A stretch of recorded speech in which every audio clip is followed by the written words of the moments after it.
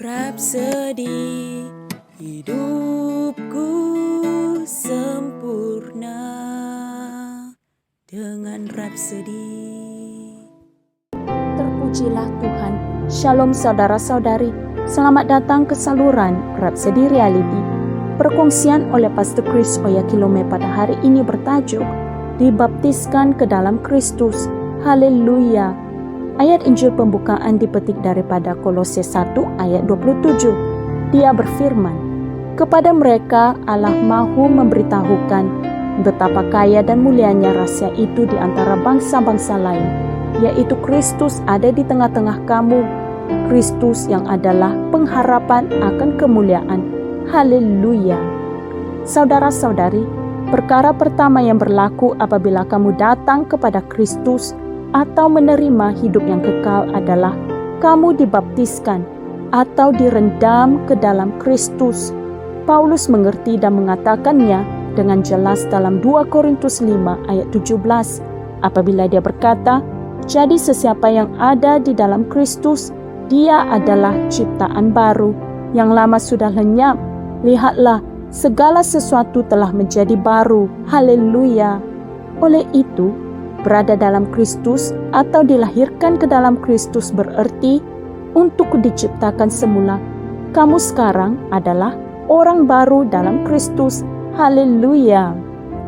Pengalaman pertama ini adalah ketika Roh Kudus menerima kamu ke dalam Dia, seperti yang Alkitab katakan dalam 1 Korintus 12 ayat 13. Sebab dalam satu roh kita semua, baik orang Yahudi maupun orang Yunani, baik hamba maupun orang merdeka, telah dibaptis ke dalam satu tubuh. Mulia Tuhan, inilah kelahiran baru, dilahirkan semula. Haleluya. Bahagian kedua dari ayat Injil 1 Korintus 12 ayat 13 itu merujuk kepada pengalaman yang kedua. Dan kita semua telah diberi minum dalam satu roh. Ini merujuk pada menerima Roh Kudus tinggal di dalam kamu untuk menjadi satu dengannya dalam tubuh yang sama. Haleluya. Ini dapat dirujuk dalam 1 Korintus 6 ayat 17 dan Yohanes 7 ayat 37 hingga 39. Mulia Tuhan. Saudara-saudari, menerima Dia adalah satu pengalaman yang berbeza, yang berlaku selepas pengalaman yang pertama. Pada hari Pentakosta, misalnya, para murid dilahirkan semula dan juga menerima Roh Kudus untuk tinggal di dalam mereka pada hari kejadian yang sama. Pengalaman yang sama ini berlaku kepada ramai orang hari ini di saat mereka dilahirkan semula. Dengan serta-merta mereka menerima Roh Kudus, tetapi hal ini tidak selalu berlaku. Dalam Kisah Para Rasul 19 contohnya, Rasul Paulus bertemu dengan beberapa orang murid di Efesus dan oleh kerana mereka percaya, jadi dia bertanyakan mereka sama ada mereka telah menerima Roh Kudus atau tidak. Mereka menjawab bahwa mereka tidak pernah mendengar tentang Roh Kudus. Jadi bagi sesetengah individu ada satu tempoh penantian, kemungkinan disebabkan oleh kekurangan pengetahuan tentang Roh Kudus dan pelayanannya dalam Roh orang Kudus, seperti para murid yang Paulus temui di Efesus. Rasul Paulus sendiri menerima Kristus dan dilahirkan semula dalam perjalanan ke Damsyik, tetapi menerima Roh Kudus selepas 3 hari apabila Ananias, seorang murid Damsyik, datang kepadanya dan meletakkan tangan ke atasnya. Ini dirujuk dalam Kisah Para Rasul 9 ayat 9 hingga 11 dan 17. Oleh itu saudara-saudari, dilahirkan semula sebenarnya adalah dibaptiskan ke dalam Roh Kudus, ke dalam Kristus dan ke dalam Allah. Yohanes merujuk hal ini sebagai berada di dalam Allah dan membezakannya daripada Dia berada di dalam kamu dalam 1 Yohanes 4 ayat 15. Sama seperti Rasul Paulus membezakan berada di dalam Kristus yang bermula pada kelahiran baru daripada Kristus berada di dalam kamu, yang jelas sekali bermula di saat kamu menerima Roh Kudus ke dalam dirimu. Haleluya. Ini dapat dirujuk dalam 2 Korintus 5 ayat 17 dan Kolose 1 ayat 27. Terpujilah Tuhan. Marilah kita sama-sama membuat pengakuan ini.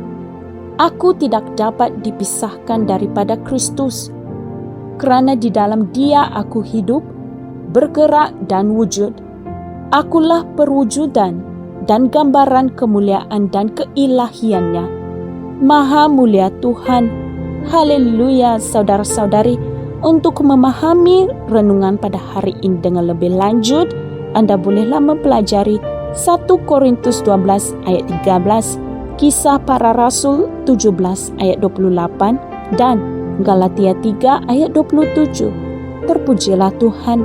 Terima kasih saudara-saudari kerana telah mempelajari renungan pada hari ini bersama dengan kami.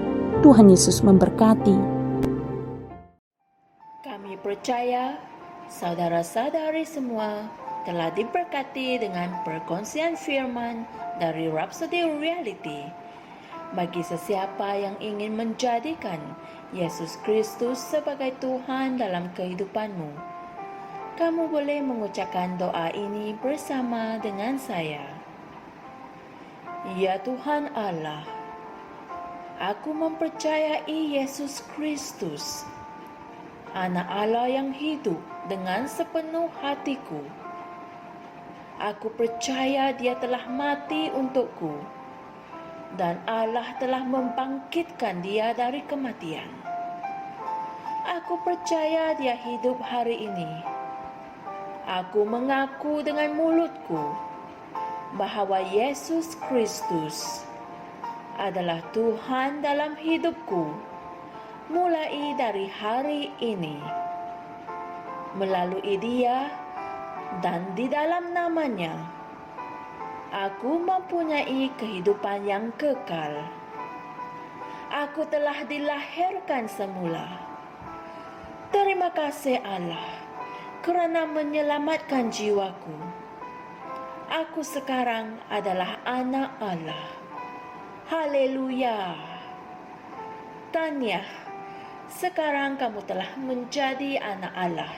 Untuk apa-apa sebarang pertanyaan atau untuk mendapatkan lebih banyak maklumat mengenai bagaimana untuk bertumbuh sebagai seorang Kristian, Anda semua boleh hantar mesej di akaun Facebook kami atau email kami di kami percaya saudara-saudari semua telah diberkati dengan perkongsian firman dari Rhapsody Reality. Bagi sesiapa yang ingin menjadikan Yesus Kristus sebagai Tuhan dalam kehidupanmu, kamu boleh mengucapkan doa ini bersama dengan saya. Tuhan berkati Anda semua. Ya Tuhan Allah,